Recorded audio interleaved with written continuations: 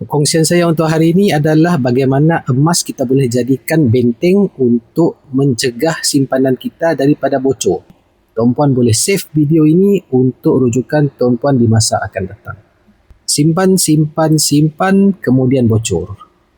Itulah realiti ramai orang dalam mengurus kewangan harian. Duit yang disimpan sedikit demi sedikit akhirnya digunakan semula apabila ada keinginan atau keperluan yang tidak dirancang. Keadaan ini berulang sehingga menyukarkan pembentukan simpanan yang kukuh dan konsisten. Salah satu cara mengatasi masalah ini ialah dengan menukarkan simpanan tunai kepada emas. Apabila duit ditukar kepada emas, kita tidak lagi melihat angka ataupun nombor wang yang mudah dibelanjakan. Sebaliknya, yang kita nampak hanyalah gram emas. Emas bertindak sebagai benteng kepada simpanan yang sering bocor. Dengan sifatnya yang sukar dicairkan secara segera, emas membantu mendisiplinkan diri.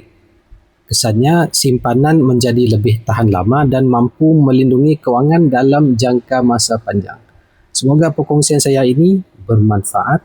Sekiranya tuan-puan berazam nak mencegah simpanan tuan-puan daripada bocor, tuan-puan boleh manfaatkan simpanan tuan-puan ni tukar kepada bentuk emas. InsyaAllah saya boleh bantu untuk tuan-puan buka akaun emas bersama Public Gold.